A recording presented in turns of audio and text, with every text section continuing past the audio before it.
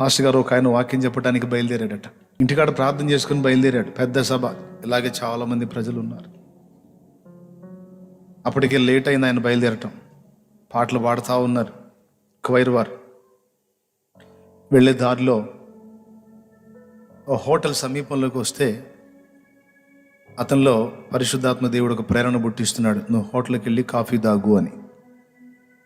హోటల్కి వెళ్ళి కాఫీ తాగు అని దేవుడు మాట్లాడుతుంటే ఇంటికాడ అన్ని రెడీ అయ్యి వచ్చాను, ఇప్పటికే లేట్ అయిపోయింది, ఇప్పుడు కాఫీ ఎందుకు ప్రభువా, ఏంది నాకు ఇలాంటి కోరిక పుడుతుంది, ఇలాంటి ఆలోచన పుడుతుంది ఏందని ఆయన అనుకున్నాడు.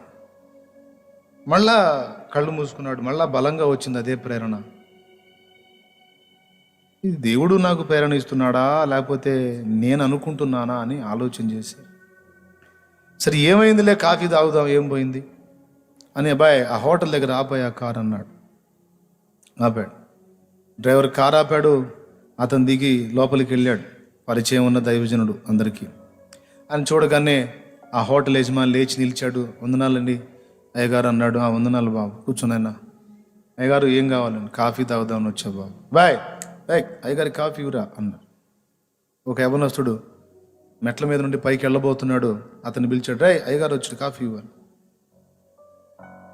తీసుకొచ్చి కాఫీ సిద్ధపరిచి అతని చేతికి ఇస్తున్నాడు. దైవజనుడు ఆ కాఫీ కప్ అందుకుంటా ఉన్నప్పుడు దేవుడు మళ్ళా దైవజనుడితో మాట్లాడుతున్నాడు. నీ చేతికి కాఫీ కప్ అందిస్తున్నా, ఇదిగో ఇతనికి నన్ను గురించి చెప్పు అన్నాడు.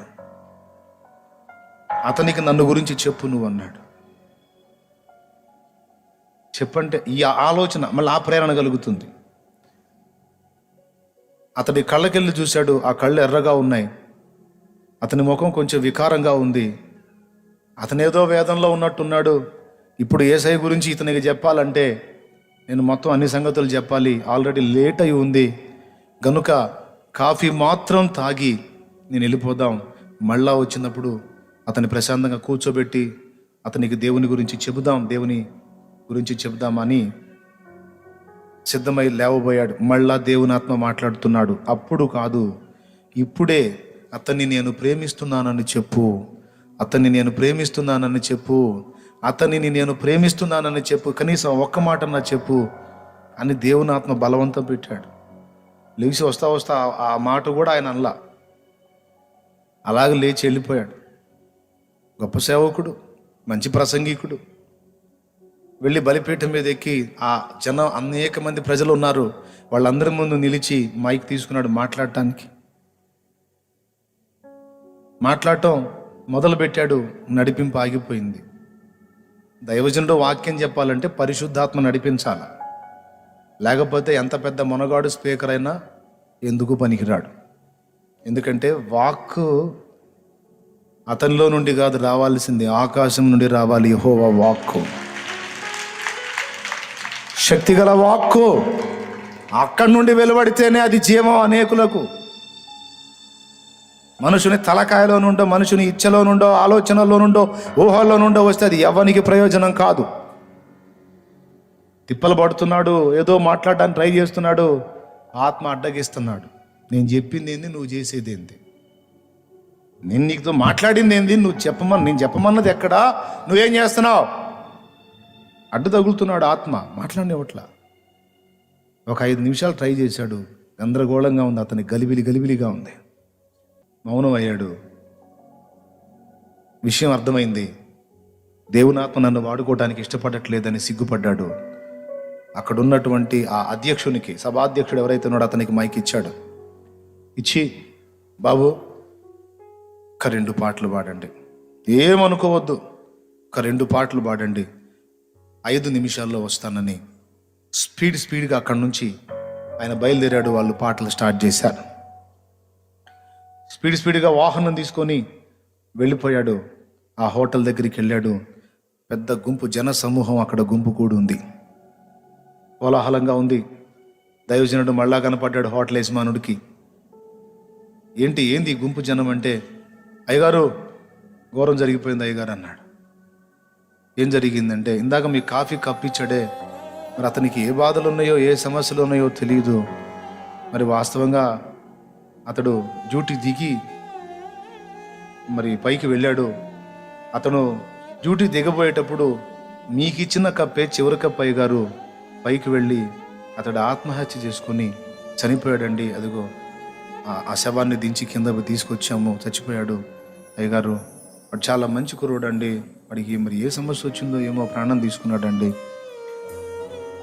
ఆ మాట వినగానే దైవజనుడు స్థాణువై నిలిచిపోయాడు. ఆ రోడ్డు మీదనే మోకాళ్ళ మీద కూలబడిపోయాడు. తల ఉంచి నేలకు పెద్దగా ఏడవటం మొదలుపెట్టాడు.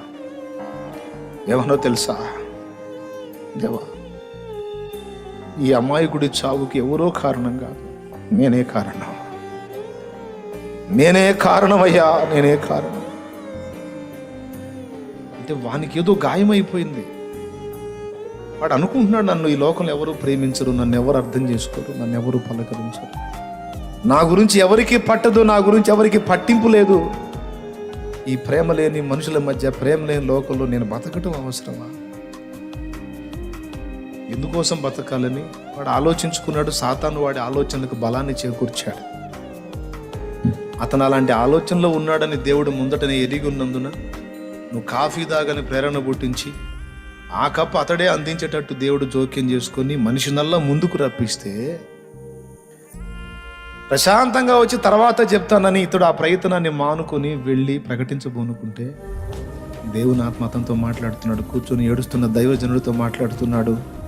నా దాసుడా, చూసావా, నీ నిర్లక్ష్యం ఒక నిండు ప్రాణం బలైంది. వానికి నేనేం చెప్పమన్నాను? నేను అతన్ని ప్రేమిస్తున్నానని ఒక్క మాట చెప్పమన్నా. నువ్వు వెళతా వెళతా వాని వైపు తిరిగి ఆ ఒక్క మాట అన్నా వాడు బతికేవాడు, నీ వెంటబడి నీతో వచ్చేవాడు. ఎందుకో తెలుసా, నన్ను ఎవరు ప్రేమించట్లేదు అన్న ఆలోచనతోని వాడు చావాలనుకుంటున్నాడు. ఒక్క మాట చెప్పమని నిన్ను చెప్పాను. ఒకవేళ దైవజనుడు ఊహించండి, అతడు కప్పు ఇవ్వటానికి వచ్చాడు, అతని కళ్ళు ఎర్రగా ఉన్నాయి, బహుశా అతను ఏడ్చుకుంటూ ఉన్నాడు. ఈ దైవజనుడు కప్పు తీసుకుంటే అతని ముఖంలో చూసినప్పుడు దేవుడు చెప్పమన్న మాట, నాయనా, ఏదో వేదంలో ఉన్నట్టున్నావు, ఈ లోకంలో ఎవ్వరూ నిన్ను ప్రేమించకపోయినా యేసయ్య నిన్ను ప్రేమిస్తున్నాడయ్యా, ఆయన వైపు చూడని ఒక్క మాట చెబితే అతను ఏం చేశాడో ఊహించండి. ఆ ఆలోచన అతన్ని పట్టిన దయ్యం వదిలిపోయేది. ఆ ఆలోచన అతను విరమించుకునేవాడు. యేసు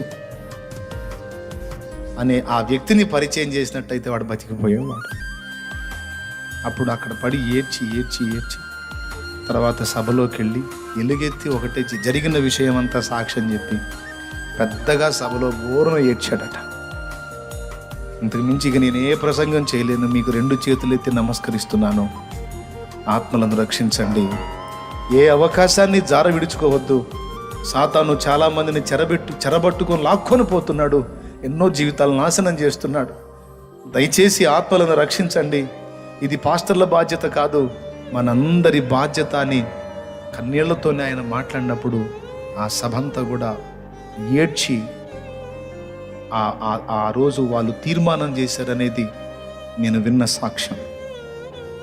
నా ప్రియమైన దేవుని బిడ్డలారా, దేవుడి బాధ అదేనండి. ప్రభు, అక్కడ విస్తారమైన జనం వచ్చి కూర్చున్నారు ప్రభు, వాళ్ళకి వాక్యం చెప్పాలంటే ఆయన ఏమంటాడో తెలుసా? వాళ్ళందరూ బాగున్నారు నాన్న, వాళ్ళందరూ సిద్ధపడ్డారు నాన్న, వాళ్ళందరూ నా సన్నిధిలో ఉన్నారా. కానీ వీడేరా అంధకారంలోకి వెళ్ళబోతున్నాడు. ఒక్కడు అని అనుకోవద్దయ్యా, ఆ ఒక్కడే చావబోతున్నాడు రా. దేవుని ఆత్మకు ఆ ఆత్మ వేదన ఎవరికి అర్థమవుతుందండి? ఎంతమంది ఆలోచిస్తారు? ఈరోజు ఇంతమంది ఇక్కడ కూర్చున్నారు. కూర్చున్న వాళ్ళలో నీ పక్కన కూర్చున్న మనిషి ఏ వేదంతో వచ్చాడో నీకు తెలుసా? ఎంత బాధలో ఉన్నాడో నీకు తెలుసా? ఎంత బాధలో ఉందో నీకు తెలుసా? ఒకవేళ ఇంటికాడ ఆలోచించుకునే వచ్చిందేమో ఈ ఒక్కరోజు నేను సన్నిధికి వెళ్ళి ఇక చావాలని. ఎవరు ఎలా ఉన్నారో నీకు తెలియదు కదా. నీ ఇరుగు పొరుగులు ఏమనుకున్నారో నీకు తెలియదు కదా. ఘోరం జరిగినాక అయ్యో ఎంత పని చేసుకుంది, ఎంత పని చేసుకున్నాడో అని లబలబలాడుతాం, అప్పుడు బాధపడతాం.